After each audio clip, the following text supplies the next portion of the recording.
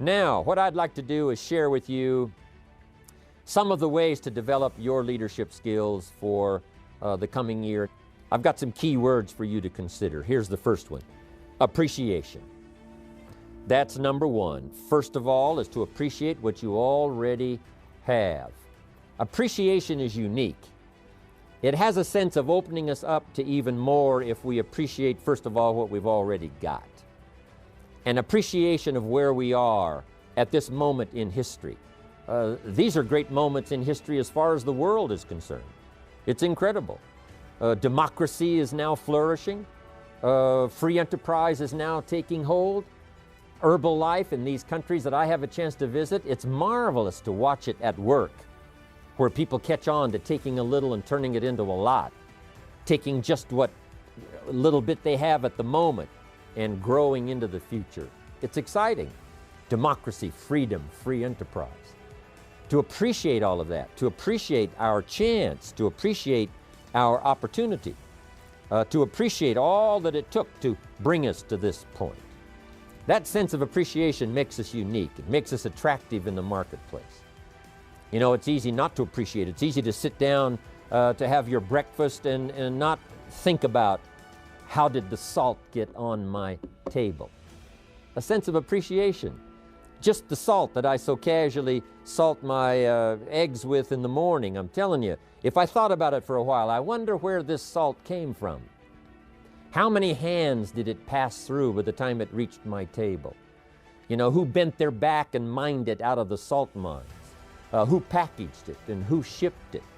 And how many phases did it go through before it finally conveniently reached my table and I pick it up so casually and salt my eggs? That sense of awe and appreciation, there's nothing like it. It makes you attractive to have the appreciation of what's around you, the appreciation of the contribution of other people, to appreciate all that it takes for each of us to be successful. You cannot succeed by yourself.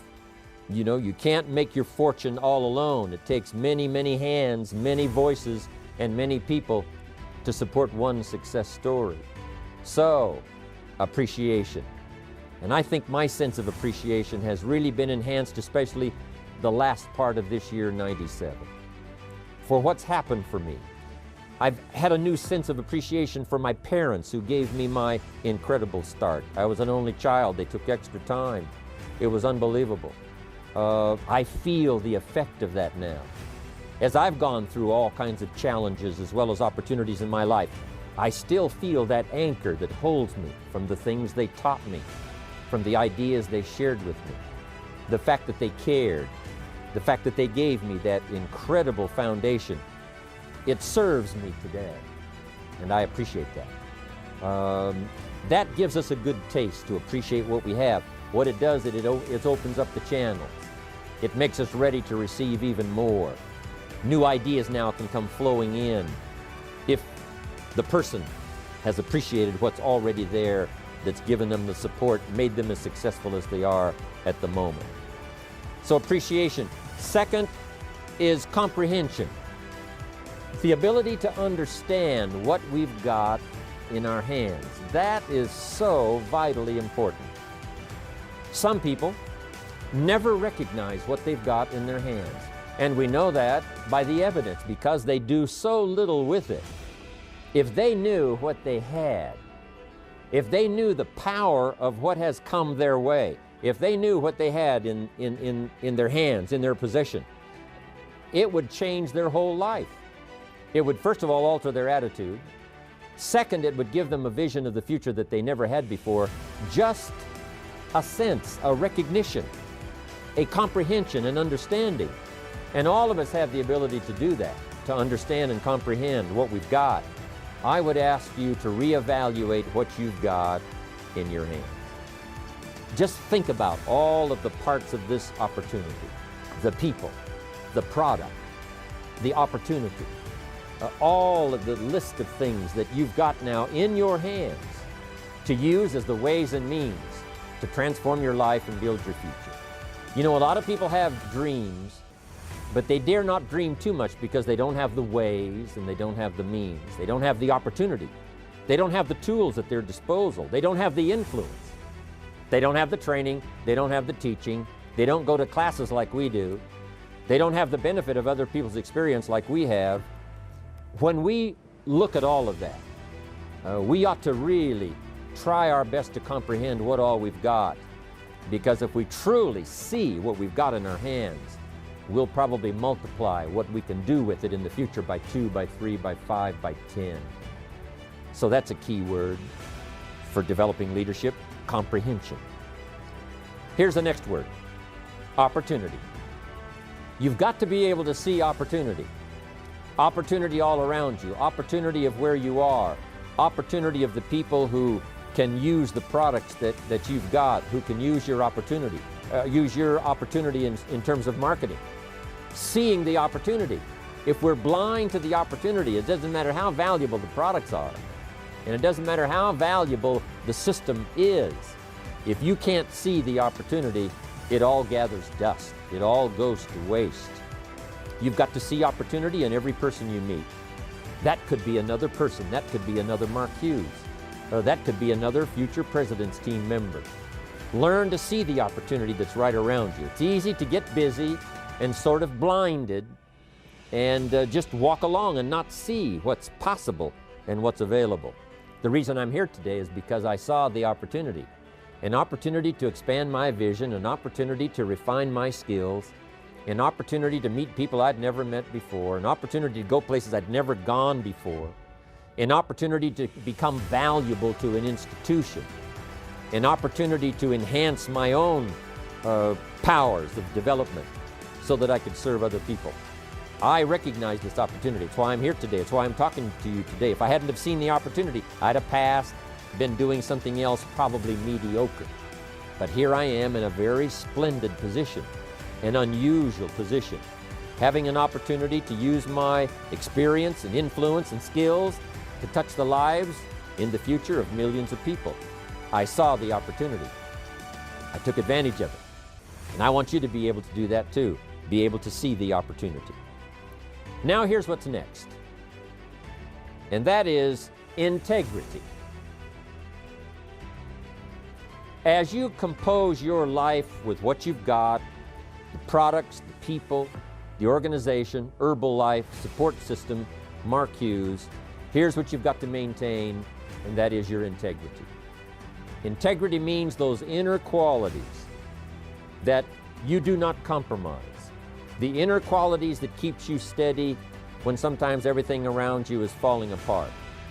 The integrity that helps you to maintain character, all of those qualities that give you a chance to be better than you are at the moment on into the future.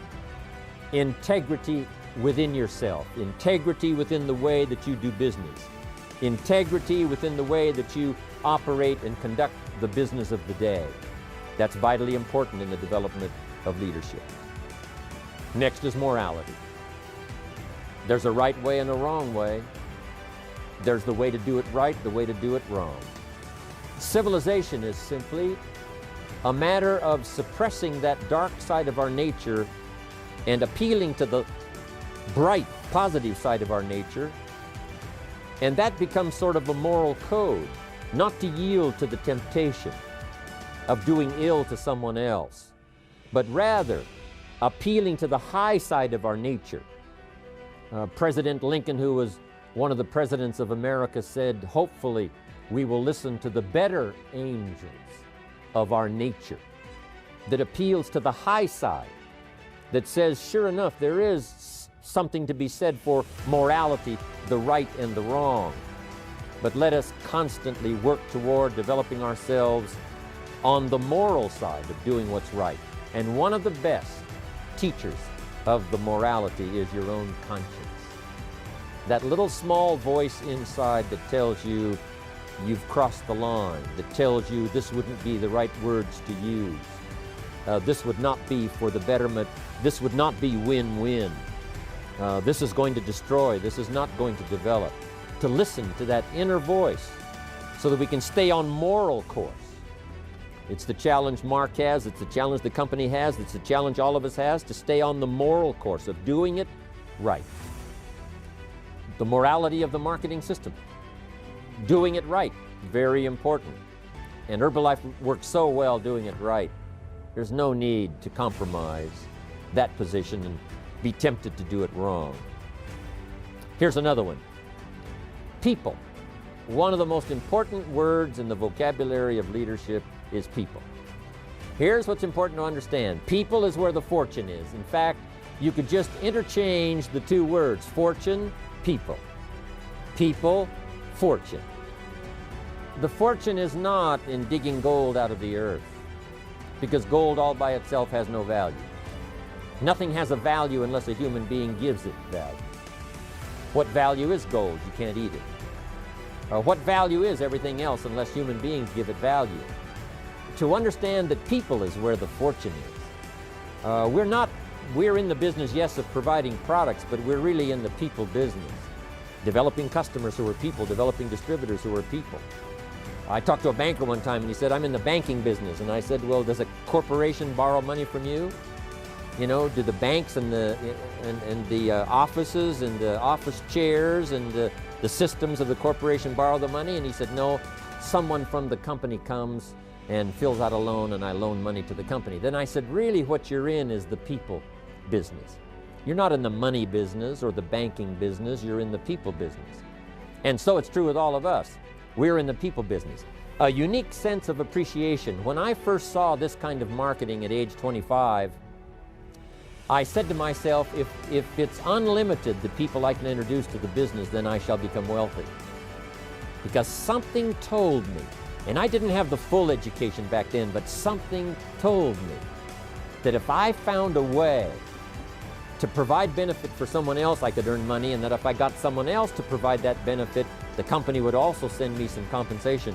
When I asked the question, how many of these people can I get involved in the business, and they said, as many as you wish, I said, then I shall become wealthy. Something told me. I must have gotten it from my parents, some of my early training that said, people is where the fortune is. So that's where you have to take great care in your business. Yes, take care of your money. Yes, take care of your systems. Take care of the setup. Take care of the meetings. Take care of all the details. But here's what you've got to do if you really want to make a fortune. Take care of your people. Because people is where the fortune is. If you help them grow, they'll help you grow. If you develop them under you, they will lift you up. You can lift up sales and it'll fall back down. You can lift up volume and it'll fall back down. Lift up the people and you won't fall down. You'll have the foundation. There you'll be ready for the future.